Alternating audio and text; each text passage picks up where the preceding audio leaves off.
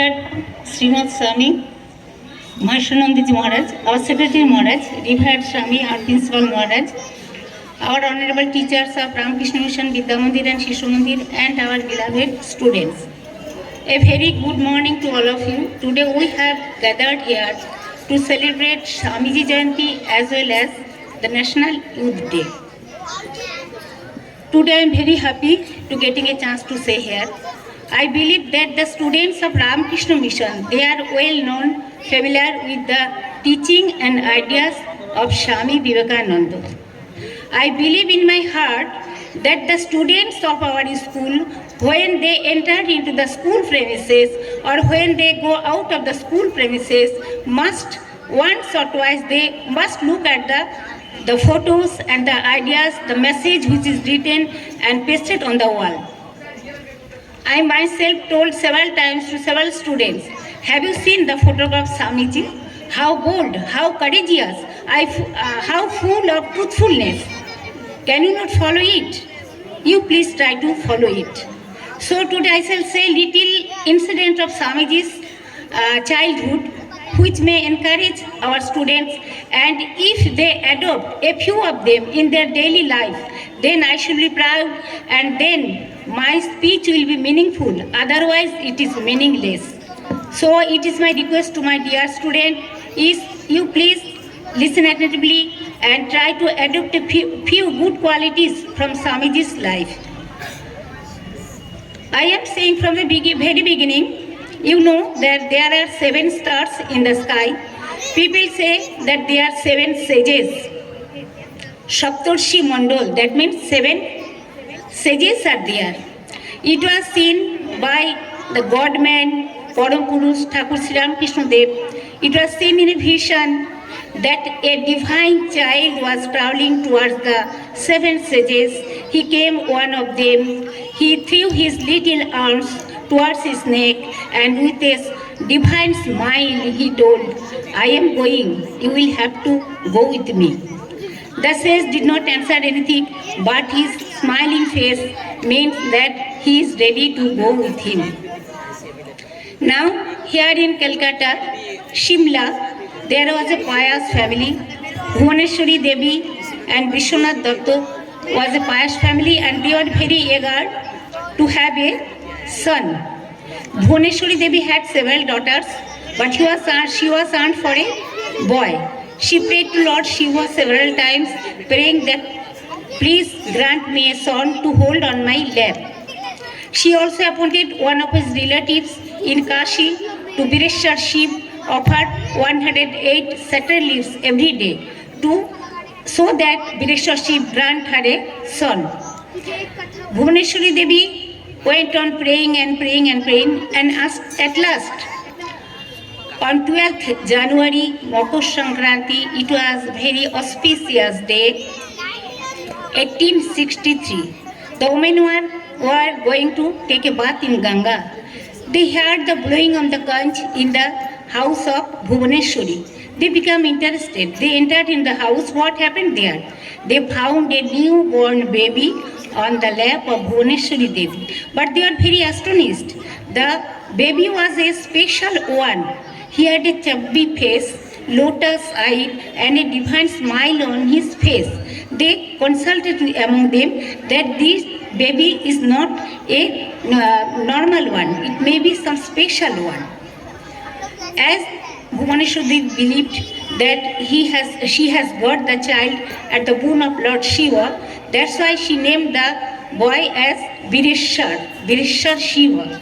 But it was a very big name for a little child, so everybody used to call him Bile in short. Bile grew up slowly. Now, it was a great virtue in Bile that he was very kind-hearted. I am saying in a short manner, only so many good things were inside Bile from the very childhood. He was very kind-hearted. He used to give away all the things which was in his handy. It may be so valuable, but he used to give it, handed it over to any poor person, any beggar, anyone. One day it became puzzled. Bhuvaneshwari Devi locked him in the upstairs in the room and locked it from outside. Suddenly a beggar shouted just near down his window, and Bile looked the beggar, then and then he looked around the room, he found a trunk which was unlocked. Bilay opened the trunk and took out some valuable saris of his mother and handed it over to the beggar through the window. Then one thing was there, sometimes Bilay became very naughty. That time it was not possible for his mother to make him calm and quiet. He had a great will. If anyone said him to say do anything against his will, he became very angry. He used to sit facing the wall. Sometimes he would throw the pillow, the blanket, and used to break the utensil, etc. One day when it was going on, there was a hue and cry in the house. That time, one pious lady of the neighboring house came and told what happened. She listened everything and she told in a quiet manner, Bhuvaneshwari dear, Bilay has come from Shiva. Bilay is Shiva himself. So treat with him just that like manner.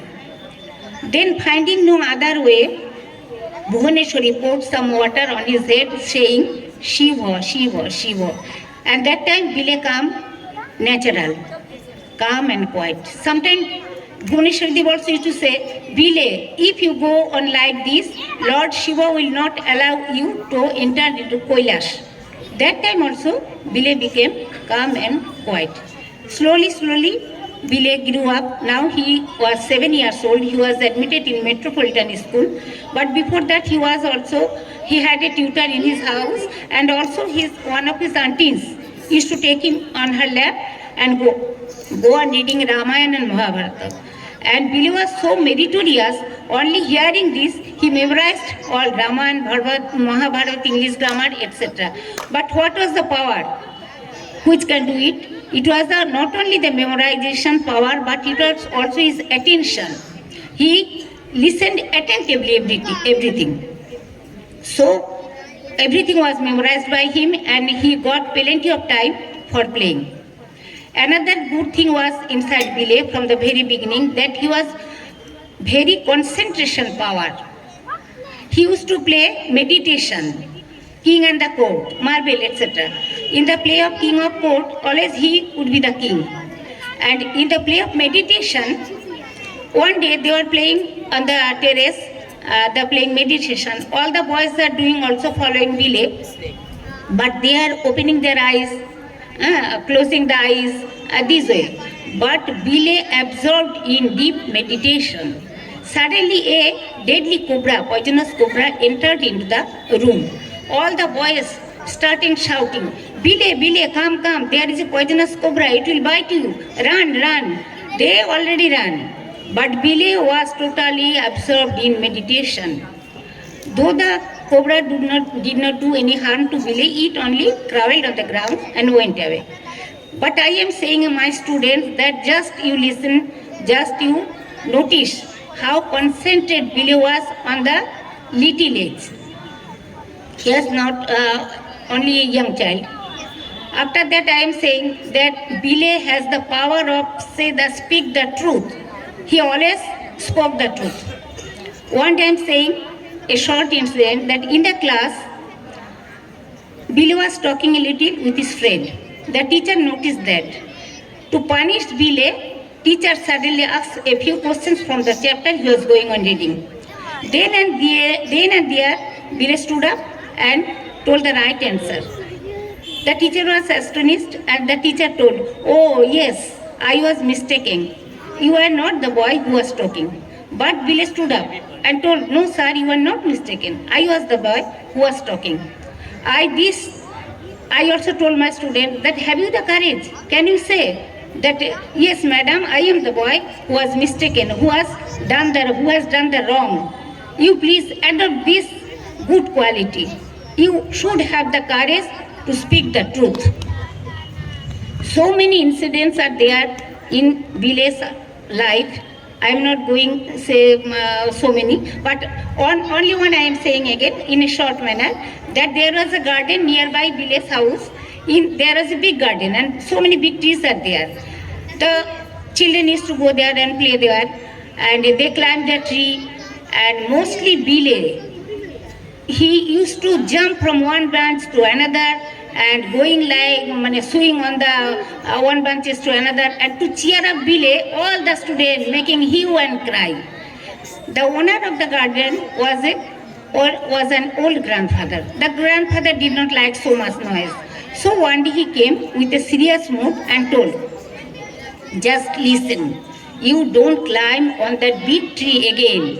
Do you not know? It is haunted. A ghost lives on that tree. If you do it again, the ghost will come, it will catch you by the neck and it will kill you." Then grandfather went away. As soon as grandfather went away, Bile again started swinging on the tree. All the friends said, "Bile, come, come. Have you not heard what grandfather told?" Bile told, "Don't be a donkey. Don't accept anything without testing. First you test it, then accept it. And be fearless. If there is a ghost on that tree, then would it not kill me earlier? I am coming here for long days."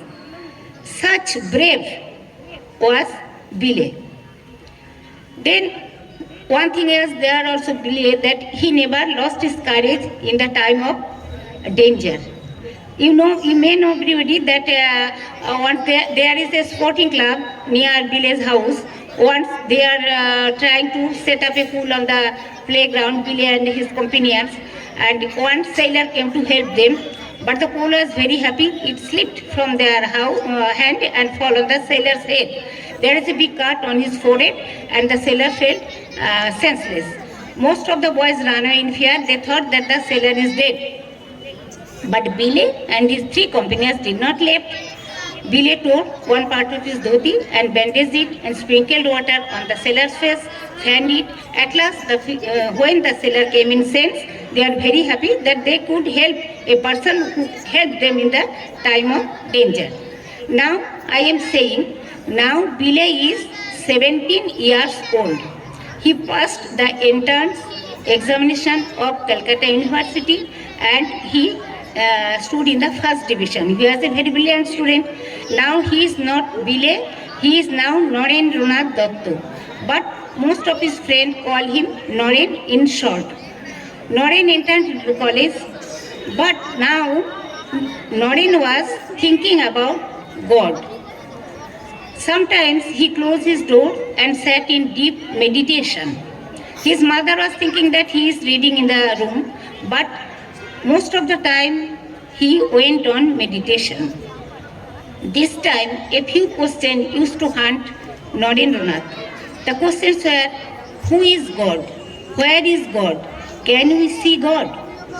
He asked these questions so many religious teachers, so many gurus, that said, have you seen God? But nobody can answer him properly. When Bile was very puzzled with all these questions, that time one of his relatives told him, Noren, you may go to Dakshineshwar, to Param Purush Sri Ramakrishna. He may answer you.